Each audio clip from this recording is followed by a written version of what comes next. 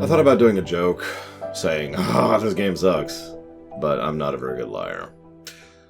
I was surprised by how much I liked this game, if I'm being honest. On paper, it makes sense. It's a very grounded story, very character-driven story, focused on a lot of stealth gameplay, and you know me, I love a good stealth game. There's not that many of those. We've got some of the Deus Exes, we've got some of the Thieves, and we've got some of the Dishonored's, and it's kind of it. But I do love a good stealth game. I absolutely adore that kind of stuff. I've shown that off on camera several times, so that's awesome. And it is a very well-designed game, too. I want to mention something really quick. So we do streams. I try to organize them. Obviously, you decide what I stream. I don't have any decision-making with regards to what I stream, other than having the executive veto. But the point is, I still try to organize the streams in little blocks or mini blocks that make sense. You know, we had the FPS block, and we had the System Shock block, for lack of a better way to call it. And what we're supposed to be going through right now is the niche games block, or the games that aren't very well known block. That was actually supposed to start with Sunless Sea. But obviously this game is pretty well known since it hit a lot of people's Game of the Year thing, so it's whatever. I walked into this game pretty blind, and I'm rather glad for it. Let's talk about gameplay first, as I often like to. One of the things this game does very well is it makes a clear delineation between story and gameplay. It is a video game, and I'm okay with that. But as we discussed on stream, I'm going to try and explain that and why I think that's a good thing. So there are plenty of games out there, Red Dead Redemption 2, that tend to forget that they're a video game. And so gameplay mechanics take a back seat and are less important than story mechanics. These are expressed in ways in which you move, ways in which you loot, ways in which you fight, ways in which you heal. Anybody who knows what I'm talking about. There are gameplay conceits that go into being a video game that tend to be very video gamey. I could mention a famous Mass Effect quote right about here, but all you need to know right now is that I tend to be more in favor of making a game a game. Now, that's not to say that I want to be Yakuza like a dragoning it, to put a specific example. What I mean by that is I'd like a game that bothers to make its gameplay fun, regardless of what's going on narratively. But there's another step you could do on top of that. To explain what I mean by that, inventory size. You don't have to worry about how much stuff you can pack in your inventory. You don't have to worry about pausing to loot stuff. You just mash the E key while you're going by and you loot it. You have, even though rats can start swarming up your legs, you don't get bitten. You're fine until the rats actually catch you, at which point you just die. I would describe this on stream as being like a board game.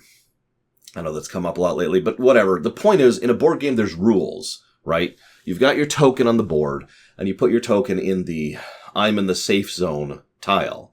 The enemy rats cannot attack you in the safe zone tile. They can't. It's a rule, right? And so the player can now rely on that rule, strategize around that rule, and work around that rule. It's part of what makes a game, whether a tabletop, pen and paper, board game, card game, whatever, or video game. It's part of what makes a game is those rules. And once we know them and how they work and how they established, we can then maneuver around them and figure out what to do. We know that if we jump 3 times, we do a spin jump. We know that if we hold dash and then hit down, we could do a charge dash. And we know that if we manage to hold down the sprint button long enough, wrong button. If we hold down the throw water button long enough, we'll eventually run dry and we'll have to go refill our water tank and so forth and so on. These are the rules that define a game. And I do feel like plenty of games, especially ones that are more narrative driven and narrative focused, tend to forget that they need to be a game still. This one does not. It's still a game, first and foremost. It's still fun, first and foremost. But hang on, there's more. Because one of the other things this game does is it tries to always use the gameplay and the story for the same purpose, even if there is still a dividing line between the two. The gameplay is still trying to get across the overall theme, tone, feel, vibe of what's going on. This is something Hazardous mentioned in chat, and I agree with it completely. The gameplay is in service of the same point the narrative is in service of. It's a form of gameplay story integration. Because even though this is a game with rules and there's lots of things where it's like, oh, sure, that's not how that works. Oh, sure, I can just magically, kill this person with this rock, or I can just perfectly be fine if I happen to hit the light at this point in time. And so, whatever, right? But we're with it because the gameplay is still being done to the same point, that overall horror, dread, and tension, which the game is so good at. So, because all of these points convene together, what we have is a circumstance where its gameplay and story integration, despite the fact that it's very much a game. I hate to keep feeling like I'm repeating myself, but I'm saying this because it's astonishing to me how few developers understand this balance. How few developers understand how to make a game, and also still have that be for narrative purposes. Now, having said all that, I do have one complaint. The controls kinda suck on mouse and keyboard. I got used to them. That didn't make them good. This was probably the worst by far in controlling the end game ability that you get, which I'm not going to talk about right now because it's in the spoiler section. And that, it just sucked. It just sucked to control. And there were sometimes, I actually literally got myself killed once because there's a bug where if you put the marker over here and you hold it there for a second, it'll just bounce right in front of you. There's also some pathfinding issues, which only became a real issue on certain escort missions. The allies have this weird tendency to not want to path where you are. And so they'll take the long way around and either get spotted, which happened to Roderick, or much earlier, they'll get eaten because they fell behind, like which happened to Lucas. These are minor complaints. In fact, they're really the only complaints I have on the gameplay axis. I love the stealth 'em up section. I mean, I love stealth gameplay. But there's a lot of things you can do to make stealth gameplay fun. And there's a lot of different avenues. So what they do in this one is they make sure that you have clear indicators of being spotted. That's the things over their head. And also anything that can spot you shows up as like a white blur on the side of the screen. So even if you're facing this way and there's an enemy back over here, you see this white blur here on your screen. So you have an idea of where they're going. So you have situational awareness. Good. There are many different paths through the stealth sections, in almost all of the cases, that allow you to choose how you to go through it. This is effectively arena design, something I talk about a lot when it comes to action games as well as boss fights and, of course, FPSs. The arena design of the stealth, sandbox sections is very good. You've got a destination, you've got us, and you've got a bunch of stuff in the way and a bunch of terrain in the way. Figure it out. The farm is probably the most obvious example of this, but there's several sections throughout the game like that, where it's just figure it out and go do it your own way, which is awesome. This is something Dishonored absolutely excelled at above and beyond. It's probably one of the best games I've ever seen with regards to arena design for stealth mapping. But then you also have another very important critical element, and that is kit. Kit refers to what you can do. In this case, it's all the little tools and items and alchemy that you have in order to affect the environment around you. You can throw a rock stealthily. You can throw anything stealthily or loudly, by the way. So that allows you to either draw attention to something or maybe throw a pot over there to gather someone over that, or you can just straight up kill someone if they're not defended, or maybe you can melt their helmet off in order to expose their head, so then you can kill them. You could light stuff on fire. You could light stuff off of fire to douse fires. You can break lanterns. You can just straight up destroy a section of land. You can call wraths to a specific spot.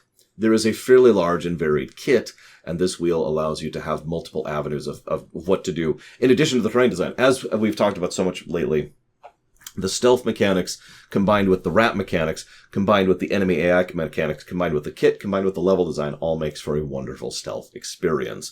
But I mentioned the rats briefly there. Funnily, the rats don't show up for quite a while. You go through 2 full missions before you actually get to the point where there's, not counting the tutorial, until there's finally a rat section. And then they go hard on the rats, because of course they do. The rats are interesting because they're kind of inverse stealth mechanics. They're still stealth mechanics in the strictest sense of the word. But it's more like you're always spotted and they always know where you are, but your goal is to prevent them from reaching you. Of course, in this case, the big mechanic being light. They will not go into the light. This is, again, a rule. This is just a hardline rule. The rats will not get you in the light. There's also another rule, which I've ran into a couple times. The definition of rats is essentially 3 or 4 or more. 2 rats will not kill you. I've actually encountered that, where 2 rats are just there squeaking on my feet. Nothing happens. But I have seen a situation where 4 rats constituted a swarm and constituted a death flag. So if I got 4 rats, I have to get back into the light immediately or they will kill me. So that's another one of those rule things. So we got the rats, we've got the rules, and there's lots of ways we interact with the light. There's the obvious. You've got a torch, but torches run out. So you have to find a brazier to light on fire. And there's other things you can light on fire too, like you can light a fire barrel of hay, which gets a big thing of fire, big old bonfire. But as it burns out, it wisps out and it's gone. There's also the little pikes you can grab. Some of the enemies have torches. I mentioned that earlier because you can extinguish them. There's lots of different ways in which you interact with the light, and the light interacts with the rats, and thus the environmental threat of navigating through the rats is actually extraordinarily well done overall. What's doubly cool, of course, is that the enemy knows how to use the rats too. They figure out very quickly that the rats are, they avoid the light. So the enemies always have lanterns or stick around lamps or try to avoid going into darkness or whatever, right? Thus, if you want to get around an enemy who is in your way, who also happens to be dodging rats, you have to deal with environmental threat and person threat. This is the first big thing I wanted to comment on. The two halves of the gameplay, fighting the natural, which is the people, versus the unnatural, which is the rats. I know that sounds reversed, but trust me, is an interesting approach to things. Because it ensures that it's a part of gameplay pacing, which is wonderful in this game. There's lots of highs and there's lots of lows, and there's lots of wonderful periods where it's like, everything's cool, and then the tension ramps up. But as I've talked about many times before, high tension or a high peak moment does not have to be a high octane moment. It could be, and this actually happens in this game, a moment where you're just trying to very quietly go through an area and not be seen, like what happens with a section where you play as just Hugo later in the game, where you have no kit, all your tools are taken away, all you have is the terrain design, the enemy design, and you. And that's it. And so that's a very high tier moment, even though it's very, it's very low action because it is so high tension and so high. You're just clenching the entire time, right? And this is true for many of the rat sections as well. And yet some of the lower sections, there's some points where even a rat section can be a low section because at certain points in the narrative and at certain points in the gameplay, we just kind of have it, right? We've managed it. We're not afraid of the rats anymore under this circumstance. What usually happens is they would then throw us a curveball. This is one of the things this game does very well. I can only think of two other games off the top of my head that do this, those being Portal and Super Mario World. This game continues to add new mechanics and tutorialize new mechanics all the way up to and including the final level. That's impressive. So there's this sort of staircase escalation of mechanics as we learn new and new and new and new ways to interact with the environment and to get around the enemies who, of course, are also evolving and getting better. That's the catch right there, because the rats are getting better and the people are getting better. And as we go through, their levels are continuing to progress because they have more things to prevent us from dealing with them. So we have to learn new things to prevent them from dealing with us. It's a wonderful balance point, and they do a really good job of the difficulty curve, the power progression curve, and just the general fun factor. But I do have to give special praise to the intro. Now, this is interesting in its own right, because the intro is extraordinarily scripted. You'd be forgiven for not noticing that. You start off and you get a very basic bare bones tutorial on how to move, how to interact with. Then you figure out the sling mechanic. Then you figure out the running mechanic, ducking and jumping over. Then you have a breather section where you can talk to people. You don't have a quest arrow indicating where to go, but everyone there is either talking to you or talking in absence of you, just around you about where you need to go. So you figure out where to go, you go there. Then the soldiers invade, spoilers, and that's not a spoiler. And then you have to escape. Now we get stealth mechanics. And yet, despite the fact that this is supposedly such a high tension moment, it's actually almost entirely devoid of tension at first. The first thing that happens, this is brilliantly constructed, by the way, and we're kind of drifting into the narrative side of things. But we start off, and it's just us. We have no kit, no tools, right? We have nothing other than hiding, just like the Hugo section I just mentioned. And so we're sneaking out the room, and what happens is someone bursts into the room, and then is distracted by one of the servants and goes to the other room. So even though that's a high threat situation, in actual gameplay terms, we'd probably have to really try to be spotted there. So then we're taken outside and we see another guard who's like, he's right there, but he won't notice you. And I'm not going to go through all the specifics. I did this on camera. I literally showed it on camera. But if you pay attention, what happens is, okay, here's something that can spot you. Here's something that can spot you and turns. Here's something that can spot you and turns and moves. Here's something that can spot you and actually has a way to detect you other than simply catching you. And they just kind of escalate throughout this tutorial as the two of us, the Misha and Hugo, are trying to sneak our way out until finally we get spotted and they get saved by our mother, who is apparently just frickin' Ripley, Ellen Ripley here. But then we manage to escape, and then the game kind of never stops doing that.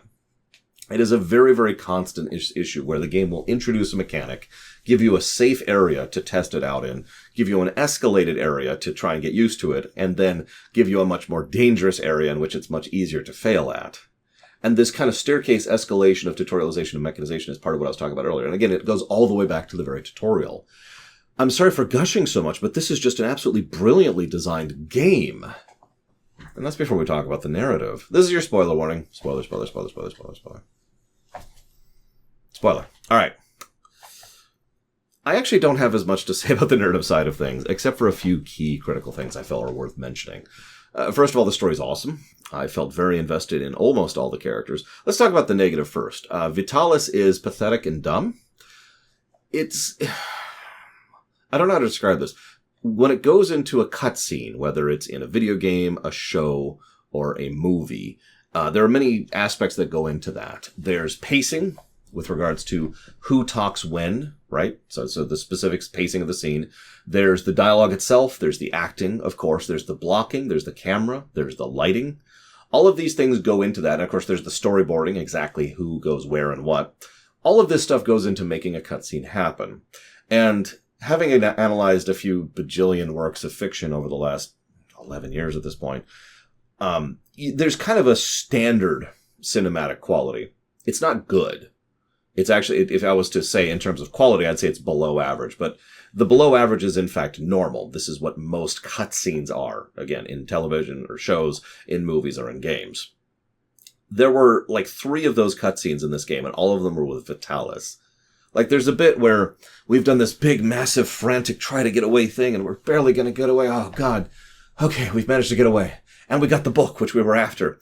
And then Vitalis slowly walks into the room, and we all just kind of sit there and watch him enter. And it feels like what happened is someone held up a stop sign saying, hang on, we got to let the villain speechify for a second. So rather than running or fighting or doing anything whatsoever, we just stand there and let him talk. Once he's done talking, we run. Now, if you're not understanding this, please think about this situation for a moment. If we had run initially, we would have been more successful in running because they're way over here, right? But we wait till they're right on top of us, and then we run successfully. So we could have run at any time. Instead, we just decided to sit there and watch him speechify because the game held up a stop sign saying villain gets to talk now. And almost all of Vitalis' scenes are like that. They're just normal. And again, that's bad. But take this criticism for what it is, a commentary on how excellent all the other cutscenes are. There is really, really good cutscene style. Again, all the things I talked about earlier, blocking and storyboarding and lighting and mechanics, all that stuff is really good in almost every other scene. I made the comment on camera that Vitalis felt like a Resident Evil villain without the Resident Evil to back him up. Anyways, so he sucks. Boop. Negative to story. I want to talk about how they have a good core theme of a tribe, finding a home, banding together. I'm kind of hoping Melly turns out okay. I wish we'd learned more about Arthur before he just kind of shows up and died, because he's kind of the MVP of several scenes. We literally owe him our lives like 3 times over, and then he just dies because he forgot to double tap Nicholas. That's one of the other bad scenes, by the way. Okay, it's just a bird. So I heard something, and I'm like, what the heck is that? That was my computer for a second. What the heck is going on? The rats have invaded my computer. It's okay, I control them now. We've got some really cool cutscenes. There's very logical story progression. The dialogue is smartly written. The characters are brilliantly voiced. I cannot praise the voice acting enough, especially on Amisha. I give her 2 voice acting positives just by herself, because she does just a wonderful job of getting across the every emotional, like, I don't know how to summarize it, because I can't. She gets across the whole range of emotions, from hurt to anger to bitterness to uncertainty to fear to overjoyed. She just captures that gamut so perfectly. And I have to give praise to Hugo's voice actor as well for doing a really good job of portraying a kid who doesn't really understand what's going on. And I suppose this is a good time as any to mention child writing. Something I have brought up several times on this show is that a lot of writers don't know how to write kids. They usually do one of 2 things. They either write them as adults who happen to be small. In other words, if you put their dialogue in the voice, in the mouth of another actor who was an adult, it wouldn't sound any different. Or they tend to write them like, ah! You know what I mean, right? Irritating brats and nothing else.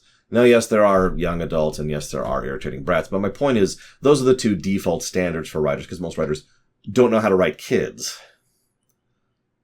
Alicia and... is it Amisha? Oh, God, I suddenly can't remember her name. It's Amisha, sorry. Amisha and Hugo are written as kids. It is absolutely brilliant writing. The 2 of them really do come across as being what children would be like in this situation. Both of them, too. And both of them bouncing off of each other because she hasn't grown up. She doesn't really know how to deal with any of this. She barely even knows this kid. Remember, she effectively meets Hugo for the first time during the game. And she has to kind of develop that bond in an absence, which is interesting because one of the other undercurrent themes of this game is how blood and lack of blood can form bonds. I mentioned the tribe thing earlier. And I'm very anti-tribalism when it's taken to an extreme. There are lots of good, beneficial things that come from having a tribe, and I, of course, have said many, many thousands of times that family is chosen. What I'm getting at is that even though Amicia and Hugo are blood-related, they're not family. Not until they meet, go through this game, and become family. And there's a whole arc for that, too, as we're going throughout the course of the game. Hugo even thinks that she effectively abandoned him at some point. He gets angry at him, and there's some misinformation about that, and so forth. But Hugo, I have to pause to talk about Hugo, because while Amicia is just obviously the star of the show, Hugo is so adorable, I had to pause every now and again to deal with the heart damage I was taking. He is so cute.